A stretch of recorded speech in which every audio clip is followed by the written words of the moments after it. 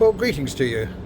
I got in a couple of nights ago into Buenos Aires, which is where I'm speaking to you from the Falkland Islands, Port Stanley, which has been an ambition of mine to get to for some time. I did my dissertation for my membership of the Royal College of Defence Studies in part on the Falklands War of 1982, and I'm not particularly interested in the battles for that island per se, as I am indeed in some other battlefields of which I visited all over the world.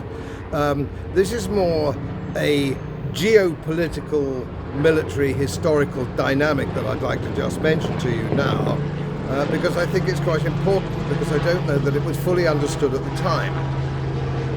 And although the country was 100% or 98% behind the task force that went to reclaim the islands, there wasn't much said about the geopolitical strategy and the reasons behind it, which meant, of course, as usual, you had a few members of the English middle class united with the BBC to make sure they didn't give any real information about it other than the progress of the actual battle itself. Not enough. That's not enough. There's a lot more to it than that. We need to understand that from a historical perspective. And I think now, after 40 years, I think it's reasonable that we can take an historical perspective on this. Now, in April 1982, I was a young captain in Specialist Forces, and I was doing my training, such as it was, funnily enough, on the Sir Galahad, which of course was one of the support ships, which was run in those days by the Royal Corps of Transport and now part of Royal Logistic Corps.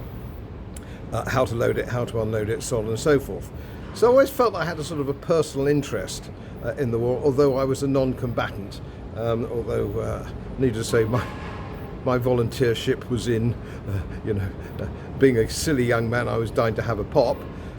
And of course, young men always think they're immortal, and I was no exception. But leaving that aside, what was actually the situation? Well, to just have a look a little bit of the history of the Falkland Islands, which I think throws some light on it. Obviously disputed by Argentina, and it is to this day. But what is their claim? Well, their claim really is very spurious. They left or ceded from the Spanish Empire in the early 1800s and successfully ceded and became Argentina. Jolly good show. However, they thought that as the Falkland Islands, or they call it the Malvinas, were part of that Spanish Empire, that their secession from the empire meant that they could take over the Malvinas, they could take over the Falkland Islands. So they weren't really objecting in any way ideologically to empire. They just had wanted that little bit of empire to come into the Argentinian empires, and that's how it all was. But let's just look at the facts of it, and you can look at this. Even Wikipedia, which is a very dodgy game, will give you the dates that you need to know. De facto, the British have run the Falkland Islands since 1833. And you can see it was peppered along, and the century before that it was sometimes the Spanish. Everybody had a bit of it, but nobody really wants them, or nobody really wanted them historically, because there's not much there. It's pretty windswept. It's not the most comfortable places, believe me, and the wind howls across the island quite a lot. What is interesting, of course, nowadays in the modern world, there's fishery, there's potential oil, and so on and so forth. But in those days, back in 1833, when we became the governors, as it were, de facto, if not de jure, that became ours. That was quite an interesting phenomenon, and of course it was then settled. It was settled in the same way as parts of Patagonia were, if you will, by the Welsh. The Welsh settlers came in there and, in Puerto Madryn, which is fascinating because I stopped en route on the way back to Buenos Aires there as well and looked at the Welsh influence, and the Welsh flags are there, and there's still a very strong sense of Welsh pride there, which of course is absolutely fascinating. Well worth, if you're a Welshman, do go, if you ever get down to that part of the world, it's well worth it. So here we had this very unusual situation in the Falklands. But if you look at the Falklands history, there has been blood spilled in the defence of the South Atlantic, so on and so forth, by the British, because as the Empire grew and the Royal Navy grew, and as steam came in, we needed coaling stations to drive our steamships, our steam fleet. And that's why the Falkland Islands was particularly important to us, because we could coal in the Falkland Islands, which gave us access, our fleet access to the South Atlantic and in part to the South Pacific. And of course, for those of you who know your military history, and I know a lot of people who follow my channel do, you know your stuff, I know, you'll see that the Battle of Coronel was fought at the very beginning of the war in 1914, when the very gallant Admiral Craddock came up against the German armoured cruisers in a no-hope battle, and he won the VC, and they all went to the bottom together. And I'm afraid that was one of those great tragedies of war, because war is, as I've said many occasions, war is always a bad thing. The Great War was a particularly stupid war. Anyway, there are still dead sailors. There are dead sailors from that battle buried in Port Stanley.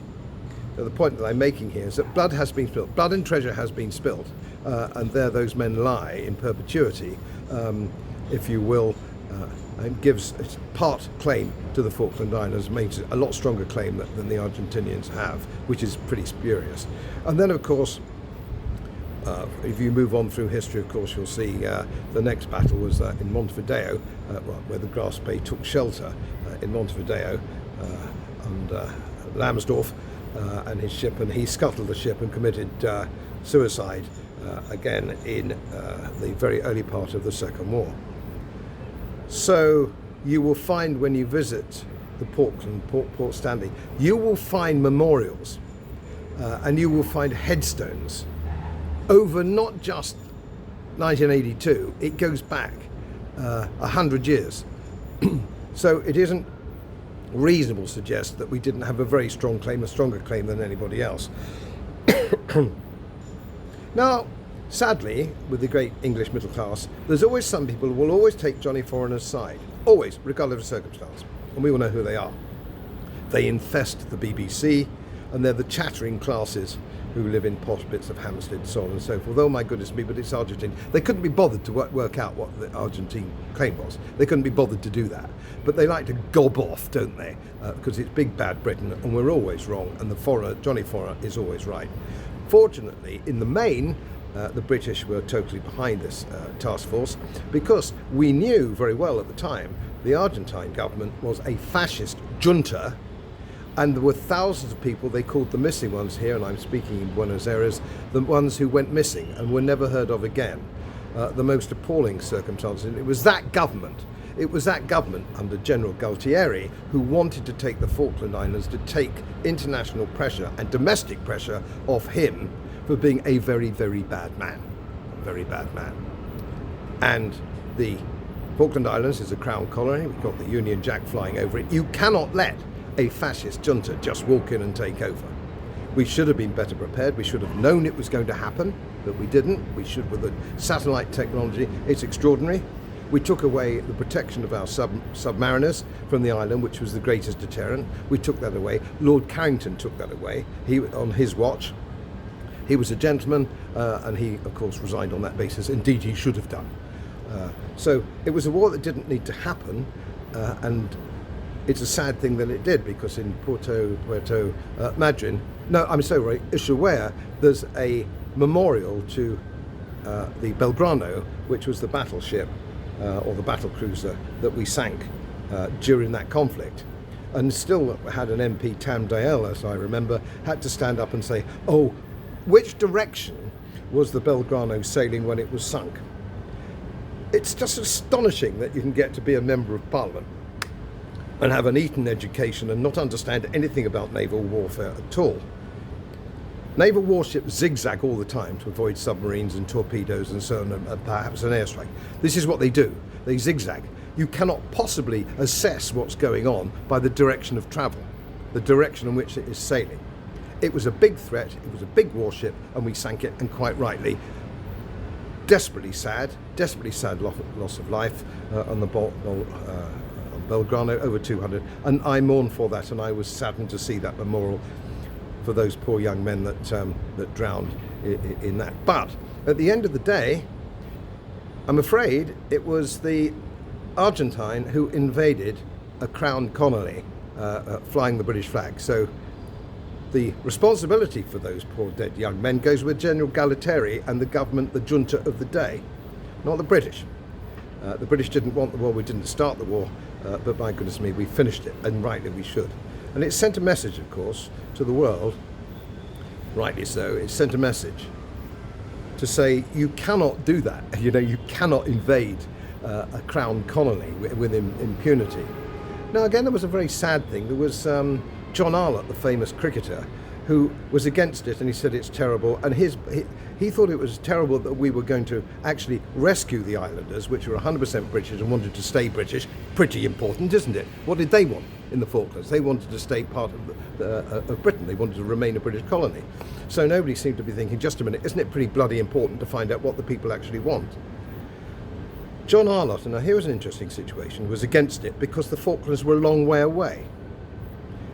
No constitutional view, no geopolitical military view, no historical perspective, because they were a long way away. What a bovine sort of argument is that? And here John Arlott at the time was living in the Channel Islands. And I thought if the French invaded, it was a French communist junta or something like that who invaded and took over the island in Uliv, that would be out of order, presumably, John Arlott, because it's closer to us. You see the idea, the logic? How can it's a long way away, so it doesn't matter? Bullshit. It's bullshit, isn't it? It's a long way away, so it doesn't matter. It's no argument at all.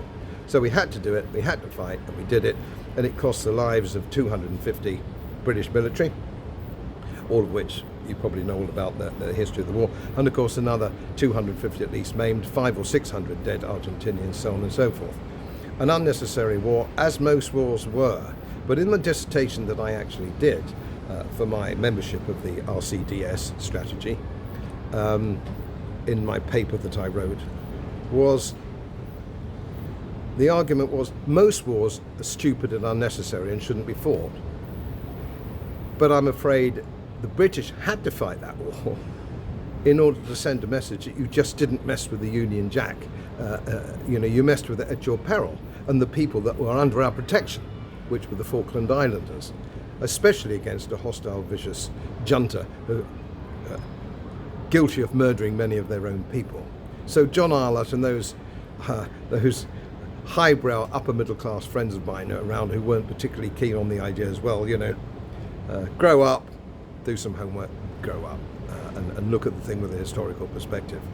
The Americans, of course, were in a difficult position because under the Monroe Doctrine, it was made the whole continent of America, North and South America, was generally regarded to be the United States bailiwick under the Monroe Doctrine and since. So they have a very strong interest in who governs Argentina, Chile, Peru, Paraguay, so on and so forth. They regard it as their back garden, their sphere of influence. So they had to make a sort of choice, and I think behind the scenes it must have been extremely difficult for them, because you would have had the CIA and its domination of the South American countries and its influence in South American countries. And then you've got your global strategic man, which is England. Great Britain has had a piece of its genuinely held territory invaded by a fascist junta. And so behind the scenes there was a lot of fudging and fiddling about, and the Americans wanted to support us a bit, and Reagan wanted to support us a bit, and then others thought, well, it's going to upset our relationship with countries in South America, as it still really to a certain extent has done to this day. But it doesn't really matter too much now, because America, the United States of America, has alienated just about everybody on the face of the bloody planet, so nobody gives much of a monkeys about that these days. So that was, broadly speaking, the situation. It did send a message, and of course it also sent a message to America that if you don't support us in this, we're supposed to be your unsinkable aircraft carrier, your staunchest NATO ally, and so on and so forth. Well, if you're not going to be our ally, you're not going to look after us, you can whistle Dixie for our support in the future.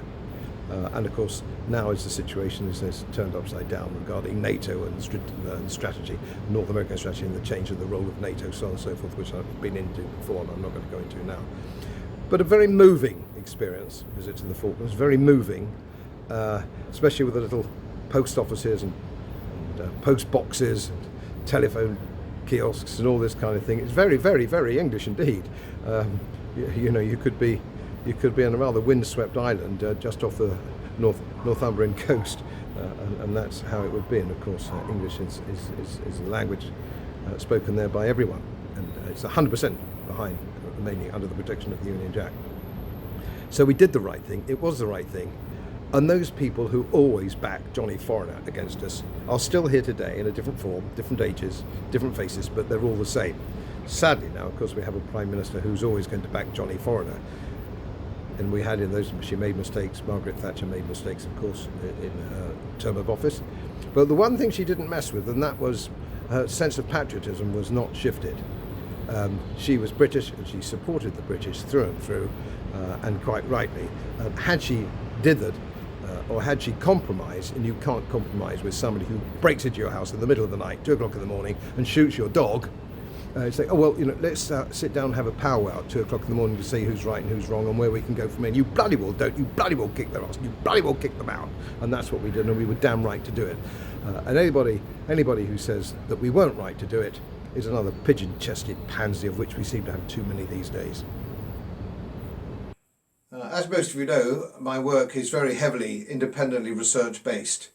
And I get my information from all over the world. It would help if you press the subscribe button and the little bell next to it, because the more subscribers I have, the more likely it is that international independent research institutes will share their material with me. It's most helpful, and then of course I automatically share it with you. So, surprise, won't cost you anything. Thank you very much.